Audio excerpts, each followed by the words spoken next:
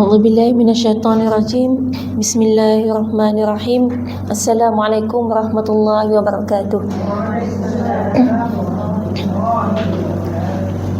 Alhamdulillah, alhamdulillahi rabbil alamin, wa bihi nasta'in, wa afdhalus salat wa atamut taslim ala sayyidina wa habibina wa syafi'ina wa dhuhrina wa maulana Muhammad.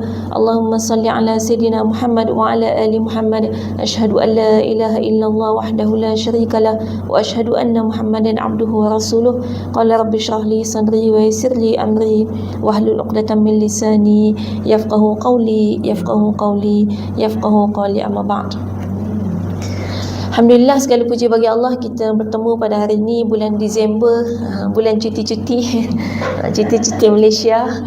Dan alhamdulillah kita masih berada di sini. Mungkin yang lain dah bercuti kan? Dan mudah-mudahan apa pun yang kita lakukan, cuti pun tak apa, tapi ilmu tetap kita teruskan kan? Dengan cara kita masing-masing, insya-Allah.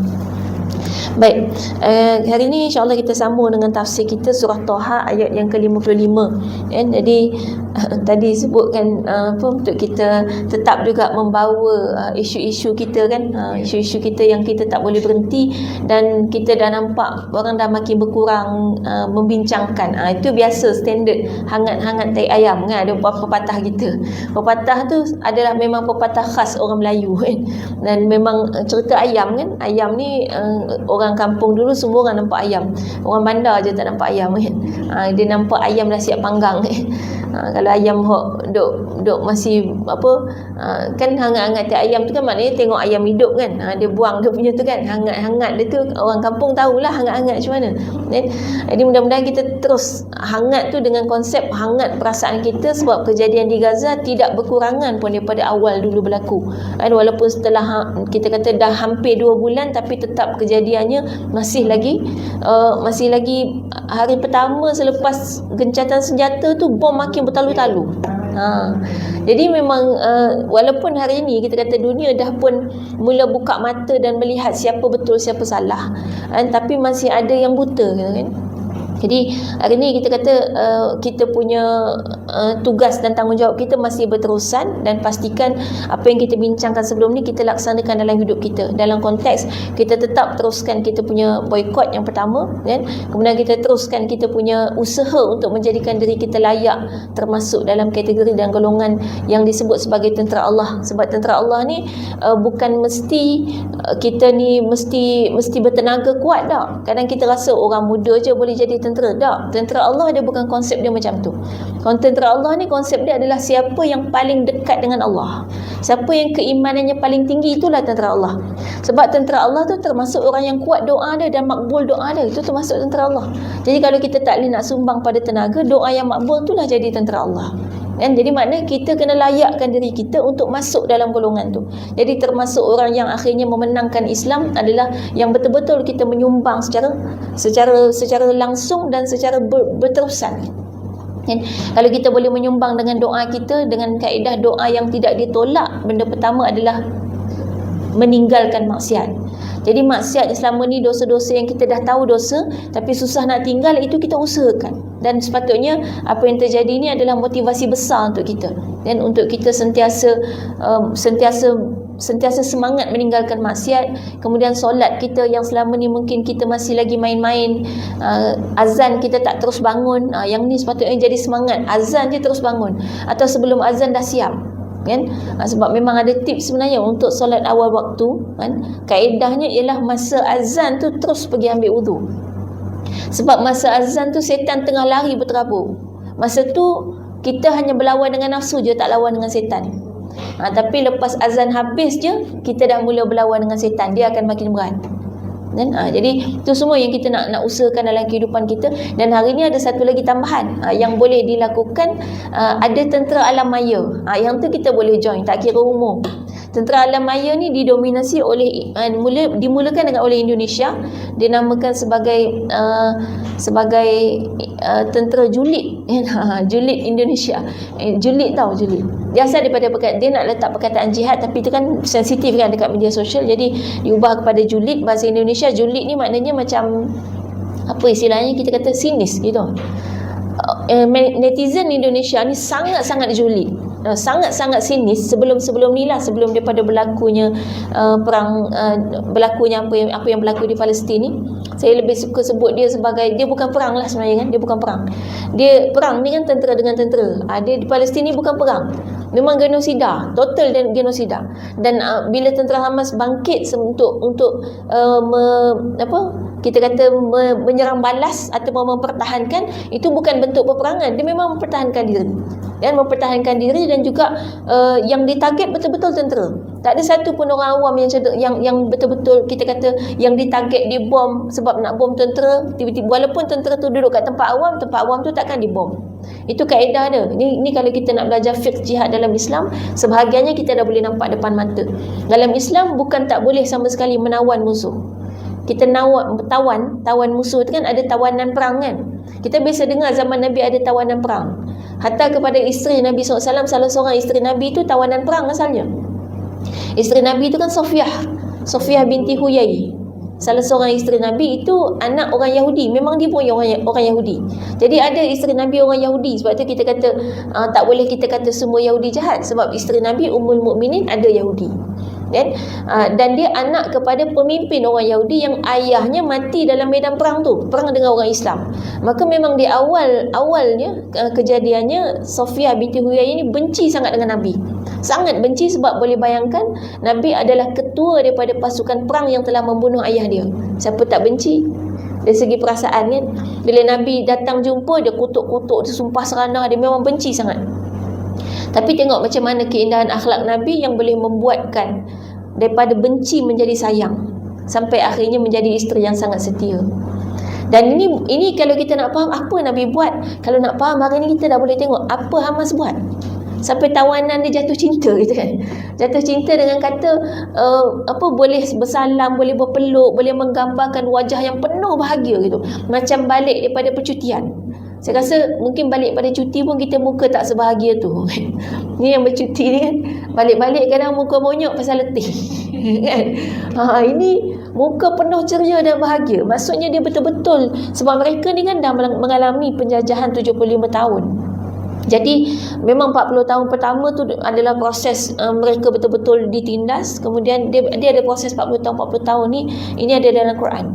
Ini kan kebangkitan 40 tahun kedua ni dalam tempoh kesedaran kan, mula menyedari dan mula mereka mendidik anak-anak dia. Jadi anak-anak kecil pun dah boleh tahu dan faham.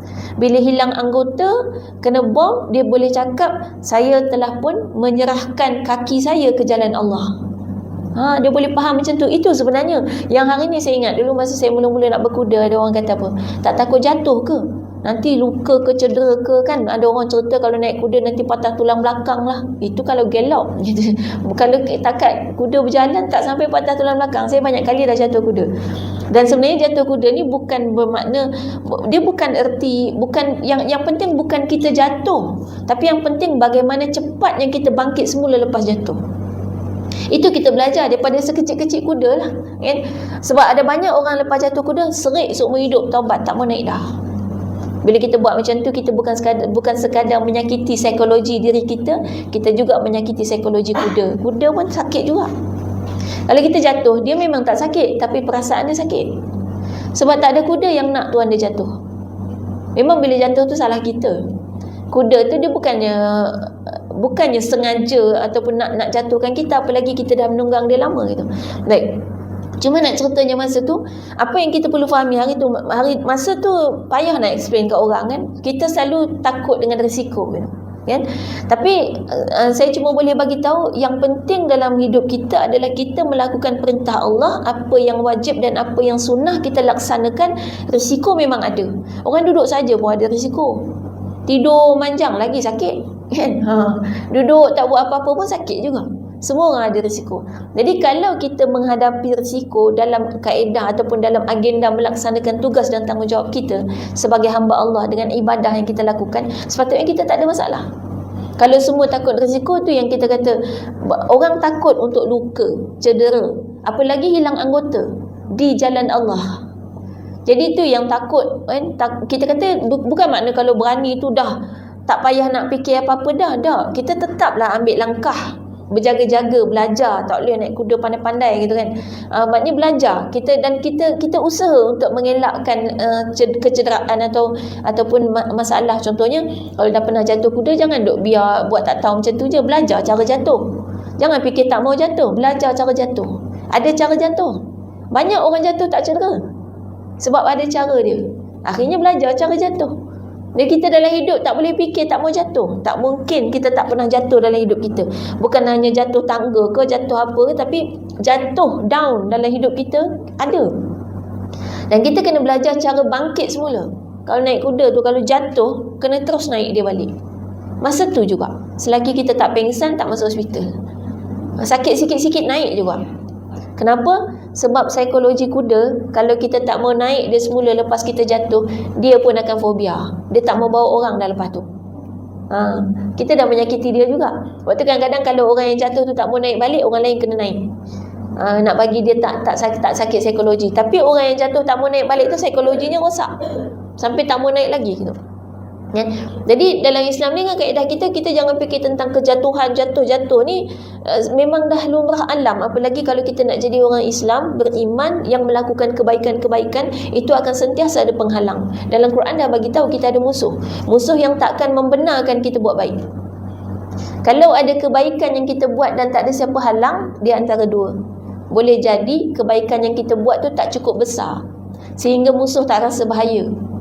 Atau yang keduanya, kita memang betul-betul kuat dengan pertolongan Allah, kita dapat laksanakan kebaikan tu. Antara dua je. Ada kalau kita rasa selama ni buat baik okey je, tak ada masalah ke, dah berpuluh-puluh tahun buat baik tak ada masalah, tu boleh jadi baik biasa-biasa. Belum luar biasa, belum menjadi ancaman kepada musuh kita. Dan kalau kita kata yang jadi ancaman ni, maknanya setan merasa terancam. Bila setan merasa terancam, dia mula bagi tahu pada anak-anak buah dia untuk mula menghancurkan kita. Itu yang berlaku di Gaza. Musuh dah mula merasa terancam dengan kewujudan mereka. Mereka ni sebenarnya, kalau kita tahu, dia kadang tak boleh sebut sangat. Ni saya buat TikTok live ni baru je boleh hari ni. Semalam kena block lagi kali kelima. Dan sekarang tengah kena block YouTube pula. Maknanya hari ni baru boleh guna TikTok, hari ni juga kena block YouTube. Semalam start kena block YouTube. Tapi tak apalah, kita bergilir lah hari ni TikTok. Nanti sekarang seminggu lah tak boleh upload apa-apa kat YouTube. Dalam tempoh seminggu buat masa ni. Tapi tak tahu dia bagi warning situ, entah berapa kali buat lagi, dia kata akaun kena delete terus kan. Tak apalah, dia nak delete, kita buat baru kan. Dia takkan mampulah nak halang setara mana je kan. Kalau dia nak halang, kalau dia nak block semua orang yang sokong Palestin, lama-lama dia punya company sekali kena block kan. Sebab di situ keuntungan dia dapat kan. Dan hari ni yang kita kata tentera media sosial, Indonesia dia ada tentera julid tadi kan, Malaysia ada tentera bawang Malaysia. Ni faedah membawang.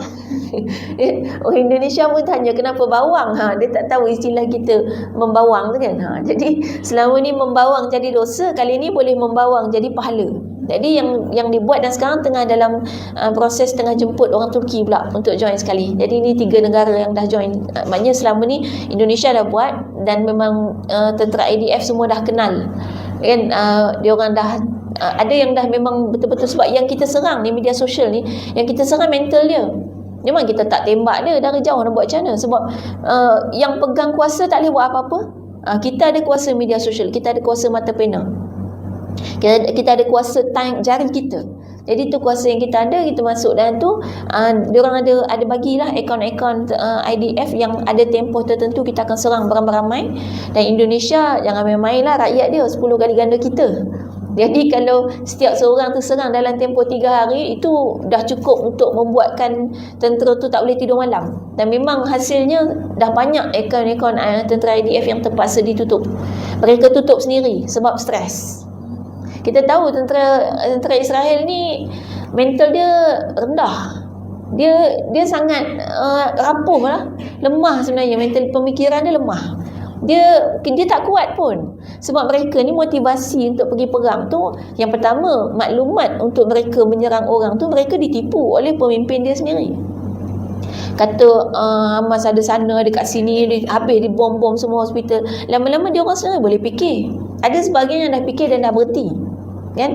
Dan ada yang masih lagi tertipu dengan semua tipu daya daripada pimpinan tu. Itulah yang kadang-kadang disedarkan oleh tentera-tentera media sosial ni. Jadi ada yang serang secara mesej, ada yang call, ada maknanya call masuk ke handphone dia tu satu malam tu sampai beribu-ribu call, bahkan mungkin berjuta. Mana tak sakit kepala, dia tak boleh tidur. Jadi dia orang ni pula mental memang rosak. Dia punya motivasi berperang adalah untuk, yang pertama, gaji tentera besar. Jadi dia nak duit. Bukan dia nak mati kan. Kita lain. Dan memang kekuatan kita adalah sebab kita cintakan kematian. Kematian yang kita cinta, kematian tu adalah kematian dalam bentuk husnul khatimah. Sebab itu saja jalan untuk kita bertemu dengan Allah. Kita faham dan kita tahu itu menyebabkan kita sangat cintakan kematian husnul khatimah, kematian dalam bentuk syahid. Kita tak takut mati kalau mati kita akan husnul khatimah. Kan? Kita yang dalam keadaan biasa-biasa ni pun kita harapkan mati kita dalam husnul khatimah. Kita tak mimpi untuk terus hidup selama-lamanya. Kan? Kita memang mengimpikan mati husnul khatimah. Kan? Kadang-kadang bila dah tambah-tambah usia, kita rasa nak dekat dah. Yang muda-muda ni yang payah nak rasa. Yang muda-muda sepatutnya rasa juga, padahal kita tahu dan kita sedar kita ni hidup, kita nampak depan mata kita. Orang mati tak kira umur. Kan? Anak-anak di Palestin tu kalau ditanya apa cita-cita kamu bila besar nanti, jawabnya apa? Kami tak perlu fikirkan apa yang kami nak lakukan bila dewasa nanti, sebab kami boleh mati pada bila-bila masa. Jadi yang penting, memang ini kalau boleh kita hentikan soalan ni. Ini antara soalan yang dibawa oleh agenda yang dibawa oleh penjajah untuk membuatkan kita akhirnya menuntut ilmu tanpa keikhlasan. Kita menuntut ilmu, pergi masuk bangku sekolah untuk dapat kerja yang baik. Sebab soalan orang tanya, soalan pertama yang wajib ada dalam biodata ialah cita-cita. Dan cita-cita tu mesti bentuk pekerjaan, menyebabkan si anak tu belajar untuk kerja tu. Padahal dalam Islam kita diajarkan memang kena belajar semata-mata kerana Allah. Jadi apa motivasinya? Motivasinya nak jadi orang yang berilmu. Kita kalau anak-anak jawab macam tu kan, cita-cita apa? Saya nak jadi orang yang bermanfaat kepada orang lain. Selalu orang tak puas hati dengan jawapan tu. Orang akan kata memanglah manfaat, tapi kerja apa? Nak kerja juga. Padahal kan kita sepatutnya ambil pengajaran. Kita yang dah berumur, dah lama hidup dalam dunia ni, ingat balik tak cita-cita kita darjah 1 dulu? Tercapai ke tak? Tak. Dan kita pun masa tu waktu ditanya cita-cita nak jadi apa, kita bukan faham pun apa dia cita-cita tu. Tak tahu pun. Tahu jawab je, dan jawapan tu selalunya apa yang kita nampak depan mata. Jadi kalau zaman-zaman yang umur-umur ni, yang mungkin 80-an gitu, kebanyakannya nak jadi cikgu. Sebab depan mata tengok cikgu tiap-tiap hari. Tak tahu benda lain pula tu kan. Tak tahu, tak tengok TV sangat. Kita tengok TV kartun-kartun. Kan? Lepas tu ubah zaman sikit, waktu orang Malaysia jadi angkasawan, pakat nak jadi angkasawan semua. Dia bukan tahu angkasawan tu apa, angkasa tu apa pun dia tak tahu. Kan? Lepas tu ada lagi kalau yang ayah dia polis ke tentera, anak pun nak jadi polis tentera. Kan? Sebab dia tengok ayah dia pakai baju smart. Kan? Jadi dia nak pakai baju tu juga. Bukan dia tak tahu pun kerja tu apa dia. Ya. Jadi kita tak jumpa lah cita-cita tiba-tiba kata nak jadi misalnya resepsionis. Kan? Tak ada kan? Tak ada orang cita-cita macam tu. Padahal banyak orang kerja resepsionis dekat hotel semua kan. Sebab apa? Sebab dia tak nampak benda tu depan mata, dan dia tak nampak tu kerja yang gah, yang hebat. Jadi tak ada faedah pun untuk kita bagi pada dia cita-cita sebab dalam bentuk pekerjaan. Kan? Sehingga hilang keikhlasan, sebab niat tu yang akan menentukan melekat atau tidak ilmu dalam dada kita. Sampai hari ni kita datang kelas pun dengan niat yang berbeza, maka akan menentukan bagaimana ilmu tu akan melekat dalam dada kita dan bagaimana kita akan mengamalkan ilmu tu. Jadi kalau dari kecil-kecil kita dah ajar dengan niat yang salah, niat untuk mendapatkan kemewahan, apalagi kita dah sebut sebelum ni, memang kalau kita memperalatkan ilmu untuk dapatkan dunia, itu masalah besar. Dan sebenarnya kita dah sebut, kerja profesional bukan kerja-kerja yang menggunakan ilmu. Kerja menggunakan ilmu ni bukan pekerjaan, tapi itu tanggungjawab. Semua orang yang ada ilmu wajib untuk menyampaikan ilmu tu. Apa ilmu yang kita ada, kita sampaikan apa yang ada. Tak boleh reka ilmu ni kan. Kita sampaikan sekadar yang ada, sekadar yang kita tahu. Jadi itu tanggungjawab. Kalau pekerjaan, kita tengok sebelum-sebelum ni, pekerjaan anak Nabi Adam kerja apa? Petani, dengan penternak, kan? Kemudian ada nabi kerja tukang jahit. Nabi apa? Nabi Idris. Nabi Idris. Ni kerja-kerja profesional lah, yang hari ni dah dianggap sebagai kerja-kerja buruh kasar. Kita ingat balik. Nabi Idris kerja tukang jahit. Ada nabi kerja tukang kayu. Nabi apa? Nabi Nuh. Nabi Nuh AS tu bukan tiba-tiba pandai buat kapal dah. Memang dia tukang kayu. Dan kemudian ada nabi kerja tukang besi. Tu Nabi Daud. Nabi Daud AS. Nabi Muhammad SAW penggembala kambing dan juga peniaga, kan? Kemudian Nabi Musa AS itu pekebun, tukang kebun, kan? Dan kalau tengok Saidina Abu Bakar As-Siddiq pun berniaga. Sampai hari pertama jadi khalifah, Saidina Abu Bakar masih lagi turun nak pergi pasar, nak pergi berniaga, kan? Itu yang asal sejarah macam mana akhirnya pemimpin-pemimpin ni ada allowance.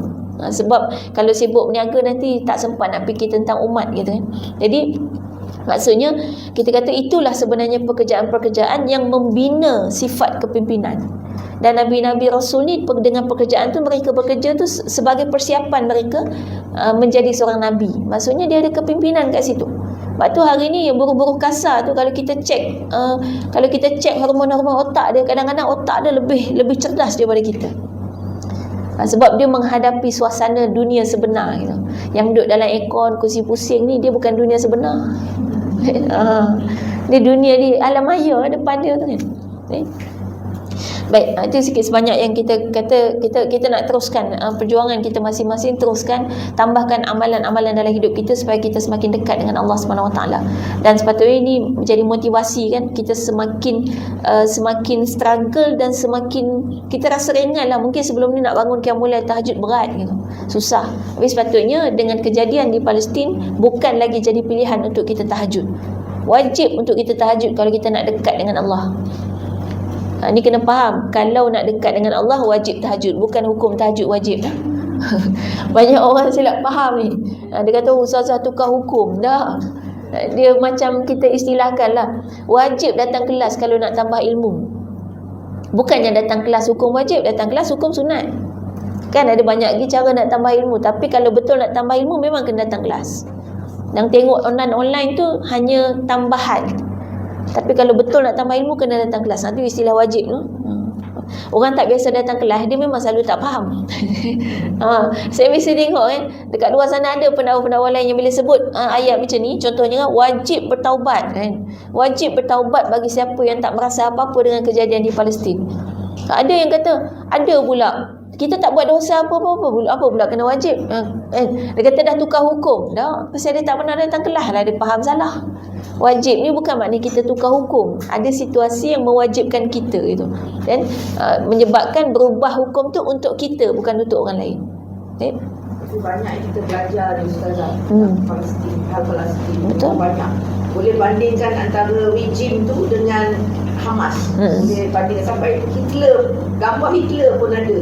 Kejamnya Hitler dulu, samalah kejamnya, nak kata kejamnya Netanyahu itu. Begitu sekali diumpamakan. Yang sekarang ni pula, kalau Ustazah kata kita kena bom, kita memang agaknya tak boleh survive macam diorang. Sedangkan yang sekarang ni, yang solar storm tu, yang baru sekali solar storm, kedai-kedai banyak ada orang pergi beli simpan stok. Solar storm tu baru dia kejadian akan datang. Dah panik, orang dah panik dah beli barang-barang. Saya baca dalam WhatsApp ni, saya kata ya Allah. Sebab tu sebenarnya persediaan kita bukan lebih kepada fizikal. Kena tahu kekuatan tu ada dekat dalam kita. Sebab tu ada satu patah tu dia tulis, dia kata hampir semua produk di dunia ni made in China kecuali keberanian, itu made in Gaza. Jadi itu yang kita nak bina dalam diri kita. Berani tu dia bukan datang saja. Berani tu datang dengan cinta kita kepada Allah, takut kita hanya kepada Allah. Dalam Quran, dalam surah Al-Isra disebut, satu kaum bangsa yang akan dapat membebaskan Masjidil Aqsa adalah kaum yang takut mereka hanya kepada Allah.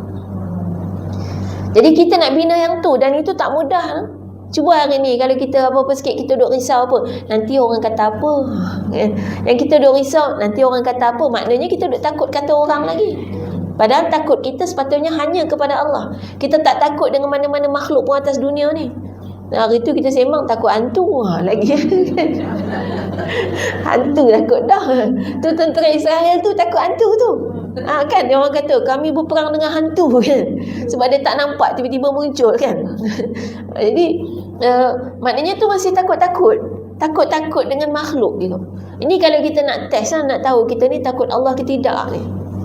Lepas tu ada lagi kalau isu boikot masih ada lagi yang kata macam manalah nak hidup tak makan tak minum.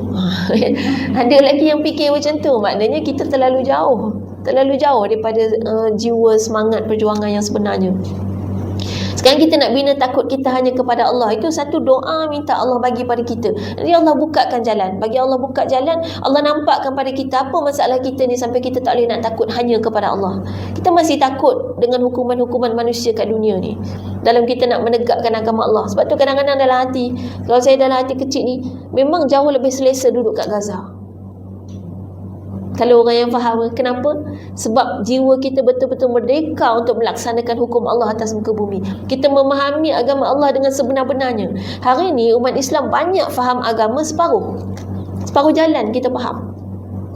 Kan kita faham separuh jalan, lepas tu kita nak laksanakan tak boleh, dihalang-halang, dan kita tak mampu nak memperjuangkan pun agama itu untuk dilaksanakan sepenuhnya. Kena ingat, yang paling musuh takut ialah apabila Islam dilaksanakan sepenuhnya. Dalam semua, bukan setakat kehidupan individu, tapi dalam semua masalah ekonomi, politik, sosial, kemasyarakatan, semua. Kalau buat semua, akan bangkit sebuah tamadun Islam. Yang tu musuh sentiasa halang. Dia takut yang tu je. Dia kan ibarat budak tak pandai nak dapat nombor 1 tu kan. Istilah tu kan. Dan budak tak pandai nak juga dapat nombor 1. Dan Islam adalah agama yang paling hebat, yang memang budak pandai itulah. Jadi cara dia tak boleh main cara jujur sebab dia memang tak pandai. Dia kena main cara putar belik. Jadi cara dia adalah dengan menjatuhkan kita, dan cara jatuhkan umat Islam ni adalah dengan menjauhkan kita daripada ajaran kita. Sehingga Islam tidak dilaksanakan sepenuhnya. Islam kalau laksana sepenuhnya akan nampak dia punya indah, dan dia takkan dapat dikalahkan oleh siapa pun. Jadi penghalang-penghalang kepada pelaksanaan Islam ni dilakukan oleh musuh Islam yang nyata ataupun yang tersembunyi, dan ada juga di kalangan orang Islam sendiri. Orang Islam yang macam mana tu? Nombor 1, yang tak takut Allah. Dia lebih takut kehilangan dunia, takut hilang duit, ataupun dia nak dapat duit banyak. Orang bagi gaji seminggu RM1,000,000, siapa tak mahu? Buat kerja apa? Senang je. Filekan ancaman terhadap syariah. Contoh kan. Dan ataupun misalnya membunuh atau merancun orang yang tak mau, orang yang nak cuba untuk menegakkan agama Islam. Gitu je. Simple. Kerja dia sekali je, gaji 10 juta. Banyak orang yang suka duit. Kan? Maknanya dia akan buat. Ni orang di kalangan orang Islam.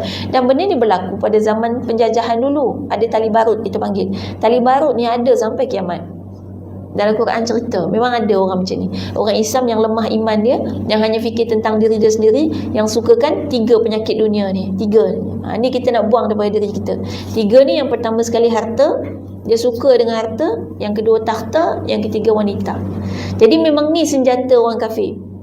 Senjata yang akan digunakan untuk mencari mana dia orang Islam yang mau untuk melaksanakan apa yang mereka nak buat. Sebab orang Islam ni kita tahu, kita tak akan terima untuk diperintah oleh orang kafir. Kan? Sebab memang Quran menghalang tu. Apalagi bila nampak jelas benda-benda yang dia buat tu bertentangan dengan ajaran Islam. Jadi mereka akan cari orang Islam sendiri. Orang Islam tapi yang akan menjalankan agenda dia. Orang Islam ni adalah orang yang jahil agama. Kan? Jadi dia antara 3 je. 3 juga dalam Quran cerita, orang yang tidak melaksanakan hukum Allah ni ada 3 je golongan. Yang pertama fasik, yang kedua zalim, dan yang ketiga kafir. Tu ada disebutkan dalam 3 ayat kan? Yang faman lam yahkum bima anzalallahi faulaika humul fasiqun, faman lam yahkum bima anzalallahi faulaika adh-dhalimun, waman lam yahkum bima anzalallahi faulaika humul kafirun. 3 antara 3. Jadi 3 ni, yang pertama fasik. Fasik ni orang Islam. Orang Islam yang melakukan dosa secara berterusan tanpa bertaubat. Itu fasik. Dan punca dia buat dosa berpanjangan tu ada lagi jenis dia. Yang pertama, dia jahil. Dia tak tahu. Yang kedua, dia ikut hawa nafsu. Dia bukan tak tahu, dia tahu tapi tak sedar. Dia ikut hawa nafsu. Dan yang ketiga, dia memang menentang dan melawan. Maknanya dia dah tahu tu wajib, dia dah tahu tu dia memang kena buat, tapi dia memang tak mau buat. Sebab kemalasan dia ataupun sebab sebab dia mengikut sangat bisikan-bisikan syaitan dan sebagainya. Itu golongan yang fasik. Baik, golongan yang zalim ni yang menentang. Jadi dia memang tahu dan dia dengan sengaja untuk menentang ataupun mewujudkan undang-undang lain selain daripada undang-undang Islam dalam diri dia atau dalam kehidupan sekeliling dia. Dengan sengaja, maka dia jatuh zalim. Zalim ni maknanya orang yang melakukan atau zalim, dia punya definisi apa? Ingat lagi? Saya dah pernah bagi tahu. Lawan perkataan zalim apa? Adil. Jadi zalim tu maknanya meletakkan sesuatu bukan pada tempatnya. Okey, sesuatu tu apa? Tempatnya tu apa? Dari dua kan? Meletakkan sesuatu, maksudnya sesuatu tu ialah perbuatan. Maknanya melakukan satu perbuatan bukan pada tempatnya. Tempatnya tu maksudnya hukum Allah. Jadi melakukan sesuatu bukan pada tempatnya maksudnya ialah melakukan sesuatu, melakukan perbuatan atau percakapan atau tindakan apapun tidak sesuai dengan hukum yang Allah tetapkan. Maknanya orang tu zalim. Dengan bahasa mudahnya, orang yang buat dosa dialah zalim. Orang yang buat maksiat itulah orang yang zalim. Jadi zalim ni tak mesti kejam. Kadang-kadang lemah lembut je, sopan santun, senyum-senyum, jalan pun rapat lutut, tapi kain ni kain halam. Atau kain halam. Bila dia melangkah haram, bila dia tegak halal. Jadi halal haram gitu. Jadi kain halam. Jalan elok je, sopan sambil senyum, itu zalim. Kenapa? Dah pakai kain halam. Kain terbelah lah kan, terbelah nampak aurat dia. Dan dia tu makna zalim ni bukan mesti kejam. Bahkan yang kejam juga bukan mesti zalim. Macam apa yang Hamas buat, dia tembak kan, zalim tak? Kejam tak? Dia tembak, yang pertama kejam tak kalau kata dia tembak orang, askar tu kan, dia tembak askar kan. Yang baru ni, yang terbaru je bom kan, ada berapa puluh askar mati tu, askar IDF dia bom.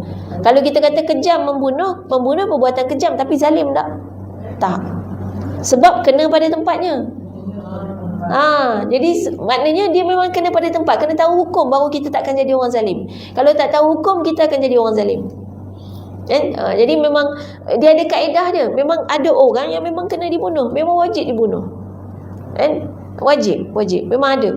Jadi selama ni kita ingat kalau Islam tu baik-baik sentiasa kan. Padahal jangankan kata di medan perang, kat penjara pun banyak orang kena bunuh. Ada hukum tembak sampai mati tu kan. Dan memang jenayahnya memang kena dibunuh. Jadi memang ada orang yang memang berhak untuk dibunuh. Jadi itu kalau kita tahu mengenai dengan zalim, nak pastikan diri kita tak zalim, kaedahnya memang kena belajar menuntut ilmu sampai kita tahu hukum hakam dan kita jauhi apa yang Allah haramkan. Baik. Dan kemudian kalau kafir, kafir itu jelas. Kafir ni pula dia ada dua. Sebenarnya kafir ada dua. Satu memang kafir nyata, dan satu lagi kafir yang tak nyata, itu munafik. Munafik ni kafir sebenarnya kedudukan dia. Cuma dia tidak diletakkan sebagai dalam kategori bawah golongan kafir. Sebab kafir dia ada dua kan, harbi dengan dhimmi.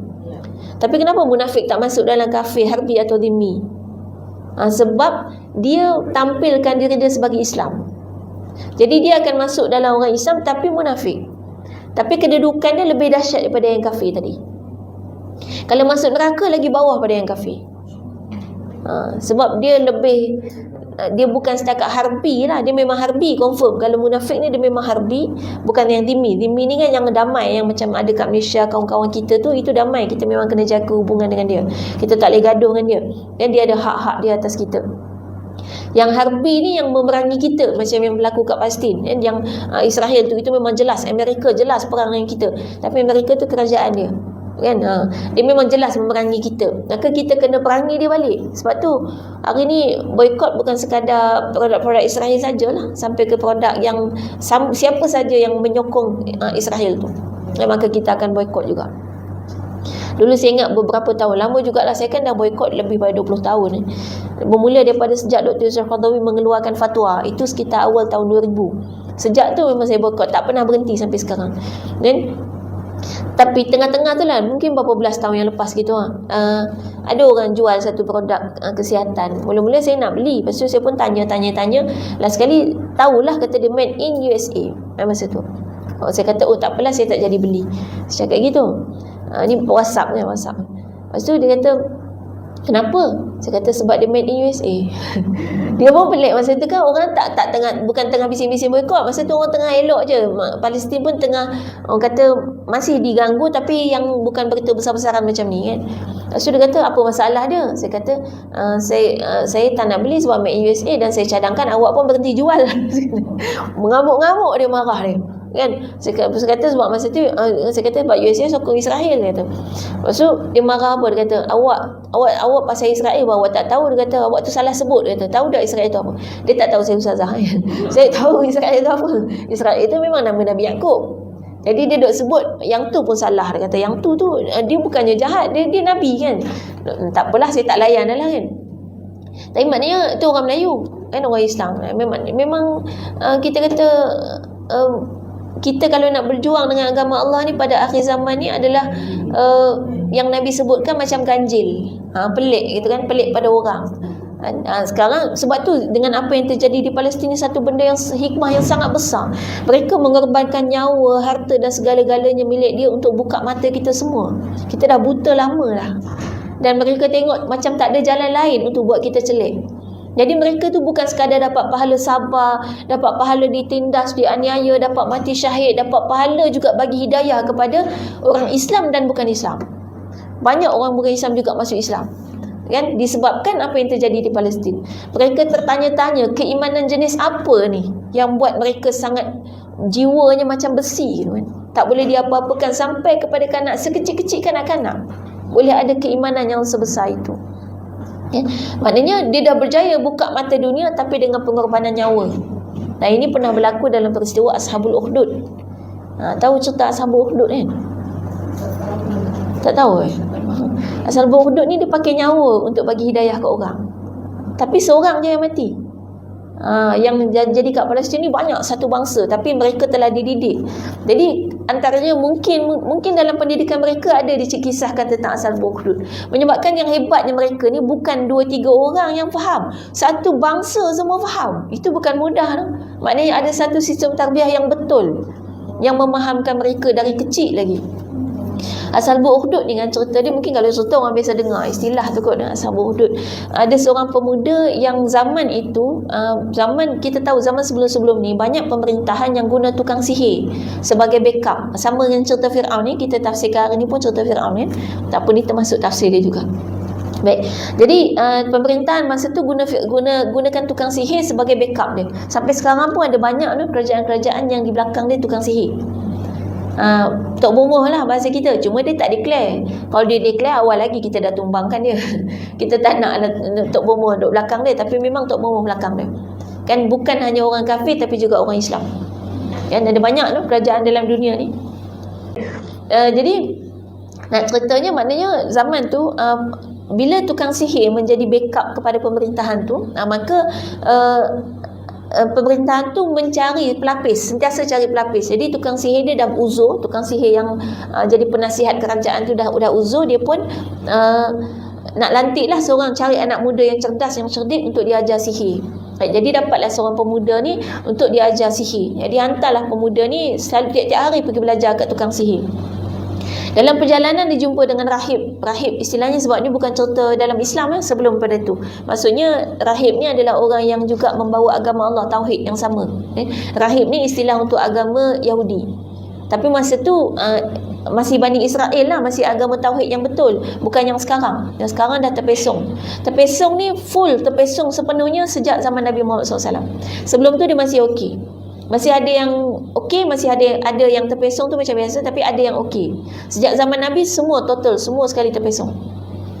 Sebab dia tolak Nabi kan, tolak kenabian Nabi Muhammad SAW.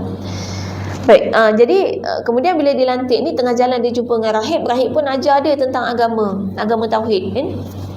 Dan sampailah dia akhirnya berjumpa dua-dua ni ada titik tembung gitu. Tak bertemu lah, ada macam yang satu ni syirik, yang satu ni tauhid gitu. Jadi akhirnya dia belajar dua-dua. Sebab budak orang kalau cerdik dan hatinya murni, bersih nak pada kebaikan, insya-Allah akan jumpa kebenaran, kan? Jadi belajar dua-dua sampailah setiap kali nak pergi ke tempat tukang sihir, dia akan singgah kat tempat rahib, dan bila kadang-kadang dia lewat, dia bagilah macam-macam jawapan kan. Sampai akhirnya satu hari waktu dia balik daripada kelas belajar tu, jumpa dengan satu binatang besar yang ganas yang menghalang jalan. Orang ramai tak boleh nak lalu kan. Akhirnya dia pun kata inilah masa dia untuk dia membuktikan, nak tengok mana satu yang betul, mana satu ajaran yang betul antara rahib dengan tukang sihir.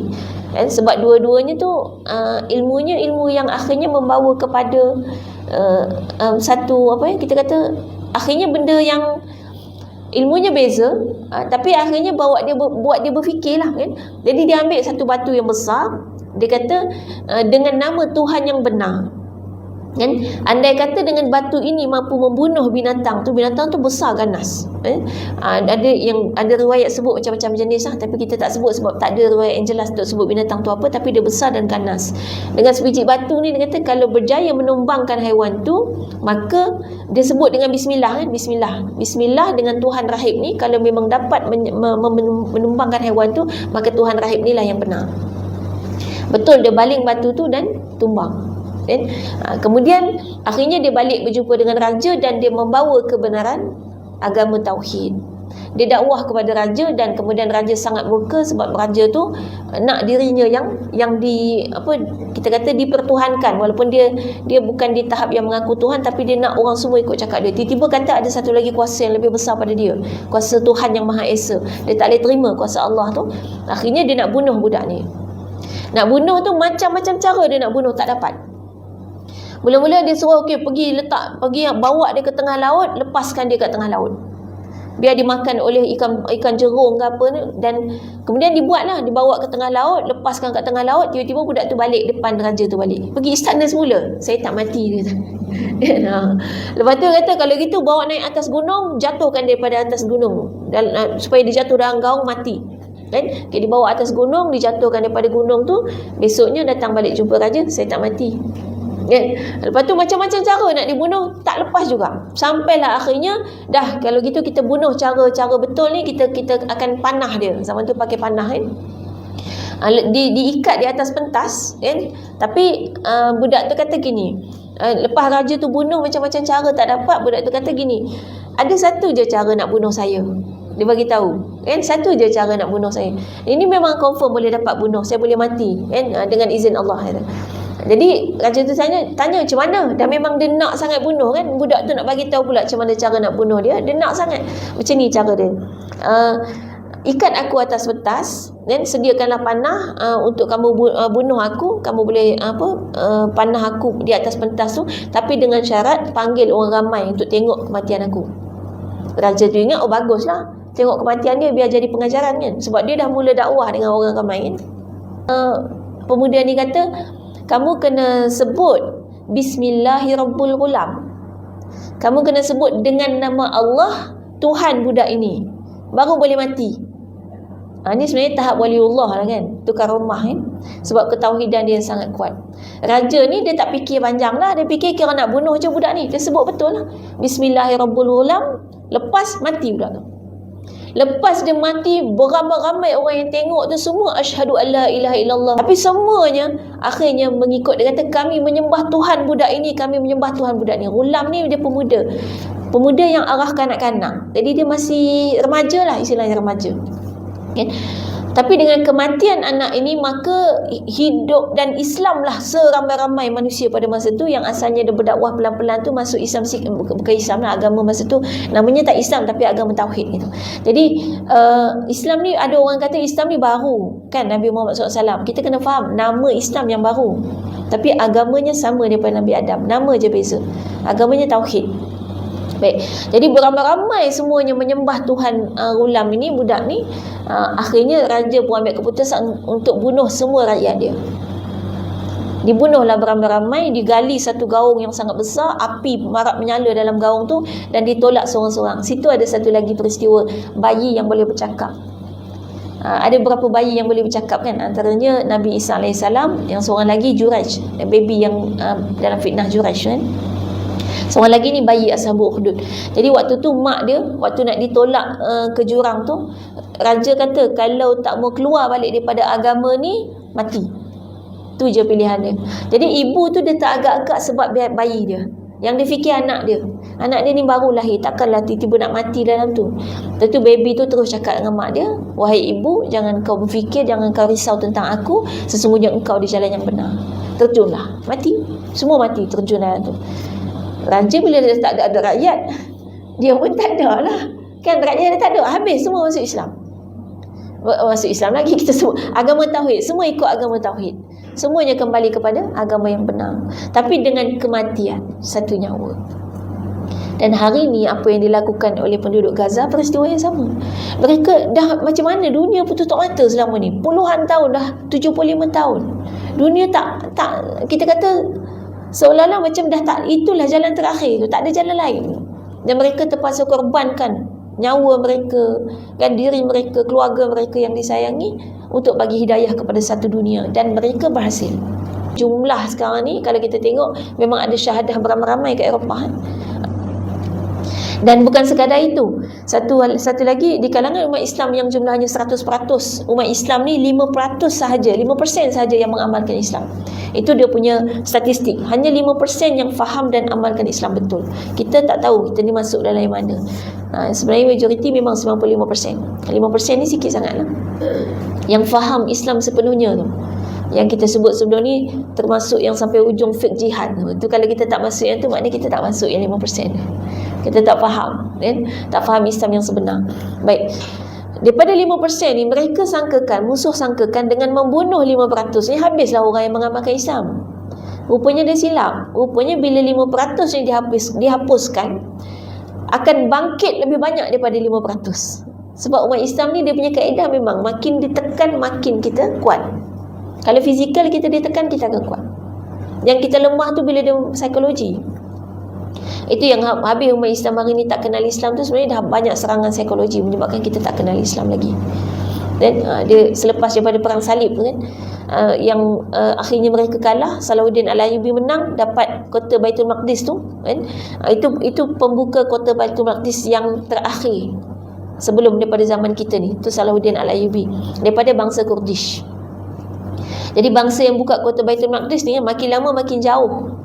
Mula-mula sekali bangsa yang paling dekat situ orang Mesir. Lepas tu jauh sikit, itu Sayyidina Umar Al-Khattab kan, dari Mekah, jauh sikit. Lepas tu Salahuddin Al-Ayyubi, Kurdish. Dan Nabi SAW kata akhir sekali daripada timur. Makin lama makin jauh. Dan Masjidil Aqsa, apa makna Aqsa bahasa Arab? Makna dia jauh. Aqsa tu jauh, maksud perkataan tu jauh. Kenapa nama dia Masjidil Aqsa? Nama tu bukan manusia bagi kan, ada dalam Quran kan. Minal Masjidil Aqsa kan? Minal Masjidil Haram minal Masjidil Aqsa. Maksudnya Aqsa memang Allah yang bagi. Nama, makna dia jauh. Kenapa makna dia jauh? Tu kita cari. Okay. Dan memang orang yang buka kota tu makin lama makin orang jauh. Okay. Baik, jadi yang kita katakan akhirnya terbukalah fikiran kita, dan sampailah akhirnya umat Islam dalam dunia ni sendiri yang 5% tadi bertambah jumlah dia. Dan kita harapkan kita termasuk yang bertambah jumlah dia. Sebab tu Allah dah bagi tahu kan, mereka berusaha untuk menutup cahaya Allah, tapi Allah akan sentiasa memancarkan cahayanya. Takkan berjaya, musuh takkan berjaya. Untuk hapuskan sepenuhnya takkan berjaya. Dan dia memang tujuannya nak hapuskan sepenuhnya. Sebab tu kita sentiasa diingatkan dalam Quran. Kalau kita selalu baca Quran, kita akan jumpa peringatan tu banyak sangat dalam Quran, memperingatkan kita bahawa kita ada musuh. Jangan santai-santai. Hidup kita ni santai sangat, sedangkan musuh tak pernah berhenti serang kita. Serang tu yang kali ni secara senjata baru kita nampak. Yang selalunya secara psikologi dan secara keimanan kita itu sepanjang masa. Dan bila Allah bagi tahu ada musuh, maksudnya suruh waspada. Dan bukan jadi suudzon, tak, beza tu. Suudzon ni kita duk sangka, akhirnya fikiran jadi negatif. Tak, bila kata waspada makna ada tindakan. Contoh hari ni, semenjak daripada penyerangan, selepas daripada perang salib, mereka dah berusaha untuk serang psikologi kita. Maka waspadanya adalah antara apa yang dibuat, kita kata produk hasil daripada orang kafir dengan orang beriman. Kita sepatutnya lebih percaya kepada orang beriman. Orang beriman ni tak elok barang dia buat, paling kurang dia cuma tak elok, dia tidak merosakkan. Tapi kalau orang kafir, apalagi yang memang memusuhi kita, dia memang nak merosakkan kita. Dan hasilnya memang kita sedang dirosakkan tanpa sedar. Sedar atau tidak, kenapa hari ni badan kita lemah banding orang zaman dulu? Nak faham lemah tu melalui kuda tu. Orang zaman dulu semua orang boleh naik kuda. Hari ni kuda dianggap sukan lasak. Lasak dah tu naik kuda. Yang orang zaman dulu semua orang boleh naik, lelaki perempuan tak kira usia. Waktu ada pasukan tentera sahabat yang nak pergi ke Konstantinopel, percubaan untuk mendapatkan kota Konstantinopel, itu ada seorang sahabat. Waktu tu zaman tu dah, sahabat ni usia dia dah 80 lebih. Abu Ayyub Al-Ansari, tu makam dia ada di Istanbul, kan? Siapa pergi ada kat sana makam dia. Kenapa dia boleh pergi sana? Dia naik kuda tau, umur 80 lebih. Memang dia dah agak uzur pada masa tu. Sampai sana memang dia akhirnya hampir nazak lah. Waktu nak pergi pun anak dia dah tak bagi dah, kan? Tapi dia kata sebab dia pernah berjanji dengan Nabi bahawa dia, kalau dia tak dapatkan kota Konstantinopel, dia akan mendengar jejak langkah kuda orang yang akan membuka kota Konstantinopel. Jadi dia minta untuk pergi juga, kalau memang dia mati kat sana, makamkan dia di sana. Akhirnya makam dia ada di sana. Itu seorang sahabat yang makam dia di sana. Jadi maknanya dalam usia macam tu masih boleh naik. Dan sebenarnya kat Malaysia kita ni ada tau, umur, hari tu ada dia orang buat berkuda Seri Kandi. Ada seorang tu dia umur 50 tahun, perempuan. Laki 50 tahun sihat lagi kot. Dia perempuan, memang ibu-ibu lah, 50 tahun. Ada yang 60 lebih pun ada. Jadi yang 50 tahun tu memanah berkuda. Lagi hebat dia. Yang 60 lebih tu dia berkuda. Maknanya masih ada tu generasi yang mampu di kalangan kita. Dan sebenarnya orang Melayu ni, dia dalam memanah berkuda, dia jauh lebih tangkas daripada orang Turki. Walaupun kita kata Turki hebat lah dapat kota Konstantinopel, orang Melayu kita lebih tangkas. Buktinya banyak pertandingan-pertandingan memanah berkuda sekarang ni dibuat di Turki, di Korea. Itu orang Malaysia menang. Lawan dengan orang Turki, orang Korea, orang Malaysia menang.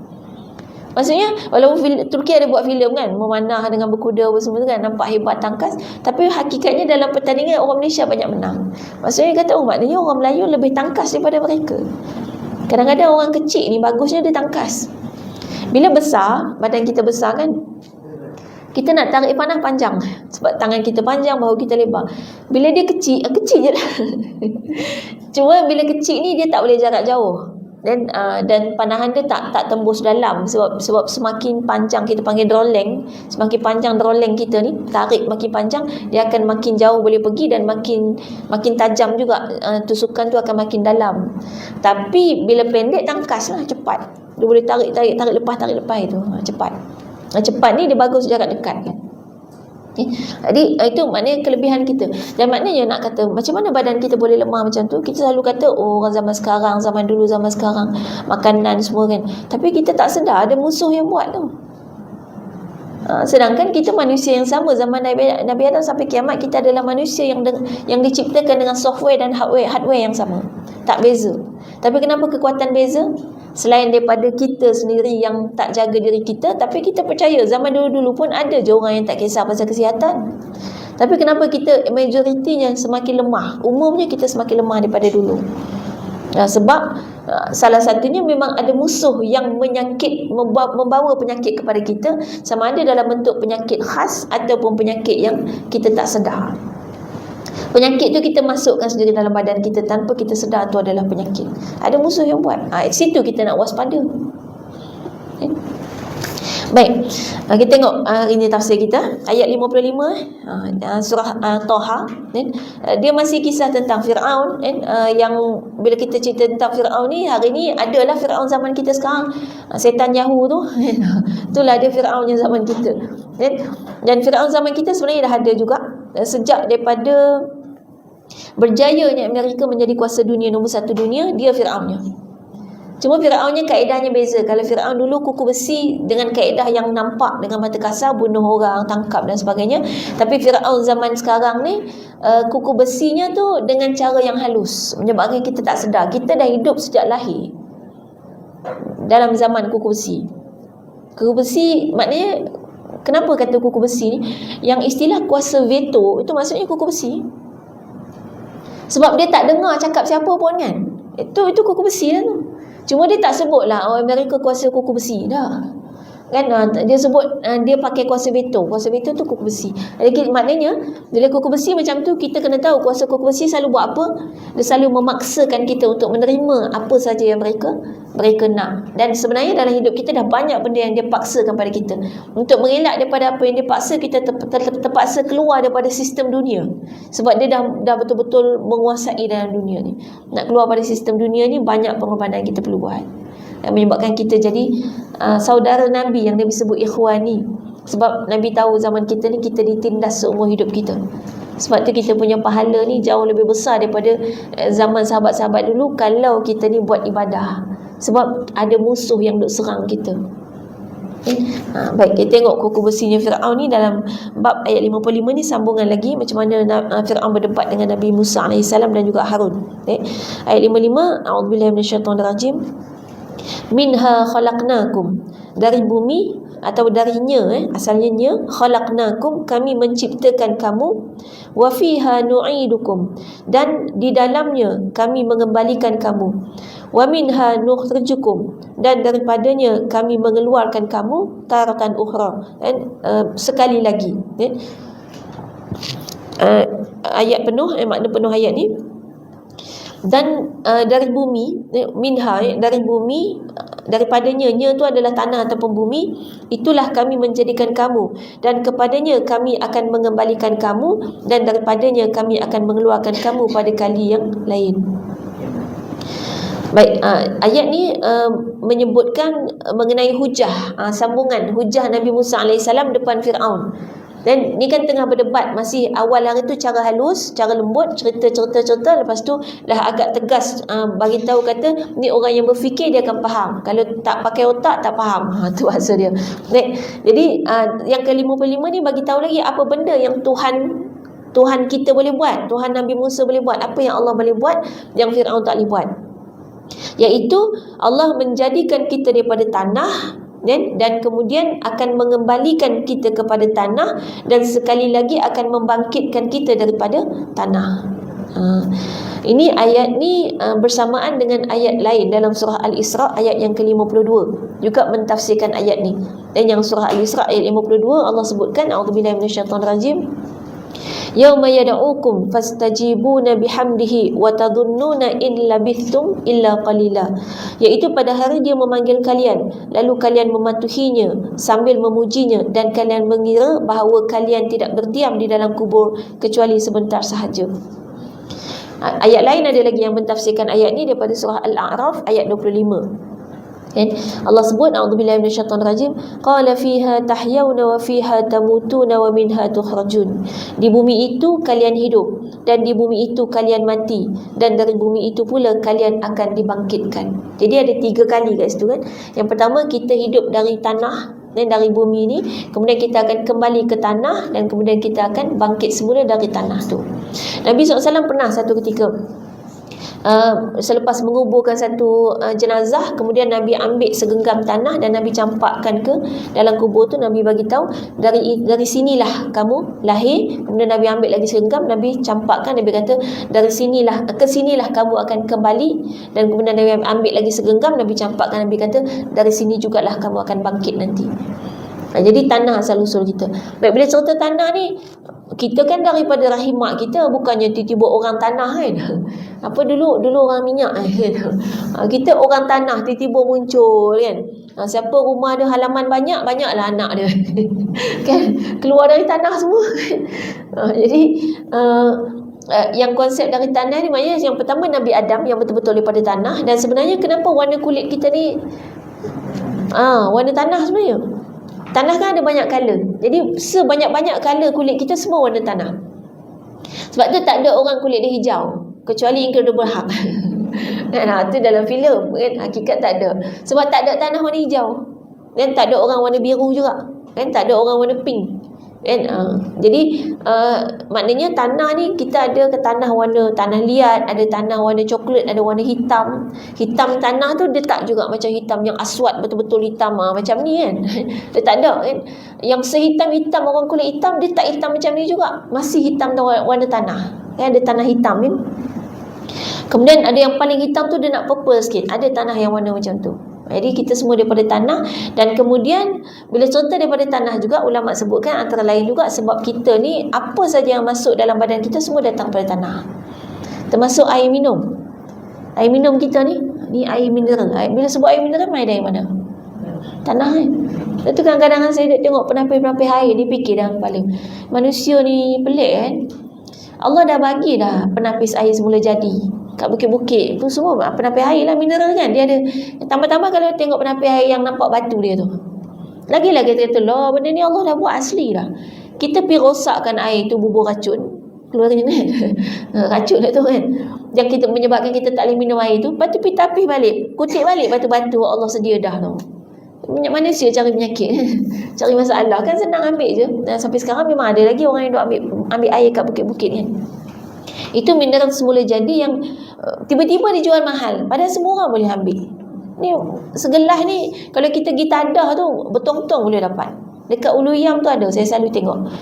Saya pernah juga ambil kat situ dulu kan. Kadang-kadang orang bawa 1-2 tong air, toh dia jual ke dia minum sendiri tak tahu. Kalau kereta-kereta tu banyaklah beratur memang ada kutip air mineral ya. Dia masih boleh jadi dengan tapisan-tapisan dalam tanah. Kita pula tiba-tiba kata air ni kotor sebab tanah. Padahal kita tapis dengan tanah. Jadi maksudnya air pun daripada tanah. Kemudian kalau kita makan sayur-sayuran, confirm daripada tanah, tanam kat tanah. Kalau kita makan binatang pun, binatang makan makanan dari tanah juga. Jadi memang semua dari tanah. Okay. Walaupun burung dia terbang di awan kan, maknanya bukan dari tanah. Dia makanlah sekali ke tanah juga kan. Dia makan bijirin, pokok-pokok, tumbuh-tumbuhan kan, dari tanah juga. Itu yang dikatakan dari tanah. Baik, jadi maknanya kita akan kembali ke tanah dan nanti kita akan dibangkitkan dari tanah. Dan disebutkan juga sekarang ni Palestin tu, sebahagian ulama menyebut Palestin tu adalah padang mahsyar nanti. Jadi kita semua akan bangkit dari sana. Tu saya masa saya pergi sana tu kan, kubur-kubur Yahudi. Dia punya ni tegak. Dia bukan macam kita bawah, dia berdiri. Berdiri. Kubur tu tegak. Jadi dia orang sanggup bayar mahal tanah tu sebab dia tahu nanti kebangkitan pun kat situ. Dia percaya, dia memang percaya. Bayar dah mahal-mahal, dia boleh. Memang orang Israel memang percaya dengan Quran, hadis. Dia amal. Tapi dia pilih-pilih. Yang dia tanam pokok tu kan, pokok Yahudi tu kan, itu daripada hadis. Jadi itu bukti. Saya ingat sampai ke Mesir dia tanam tu. Sebab tu Mesir sekarang ni bekerjasama kuat dengan dia. Sempadan Rafah tak boleh dibuka kan, sebab kerajaan ni memang bekerjasama. Dulu pernah nak naik kerajaan Ikhwanul Muslimin. Kalau Ikhwanul Muslimin ni memang kita tahu pengasas HAM. Saya tak boleh sebut banyak kali sangat, nanti kena block. Kita sebut HA je lah kan. HAM. Baik, pengasas HAM ni dulu Syekh Ahmad Yasin kan. Syekh Ahmad Yasin ni asal sebenarnya dia tu pernah pergi duduk kat Mesir dan berdakwah di sana. Dia menyampaikan ilmu. Kita tahu sebenarnya bila orang mengajar menyampaikan Islam yang sebenar, maka dia akan dianggap bahaya oleh musuh. Dan waktu tu dia dituduh sebagai orang Ikhwanul Muslimin. Dia tak tahu, dia tak kenal pun Ikhwanul Muslimin masa tu. Dia tak tahu apa-apa. Tiba-tiba ditangkap, dia tuduh jadi Ikhwanul Muslimin. Masa tu memang ditangkap. Semua ulama-ulama Ikhwanul Muslimin ditangkap. Itu termasuklah Dr. Hasan Al-Banna. Hasan Al-Banna, Syahid Hasan Al-Banna. Syed Qutb ada tafsir fi Dhilalil Quran kan. Kalau yang perempuan Zainab Al-Ghazali, itu semua kena tangkap. Hasan Al-Banna dengan Syed Qutb kena bunuh. Hasan Al-Banna ditembak, Syed Qutb di tali gantung kan. Zainab Al-Ghazali nak dibunuh, diseksa sampai kalau boleh nak mati dalam seksaan, tapi gagal.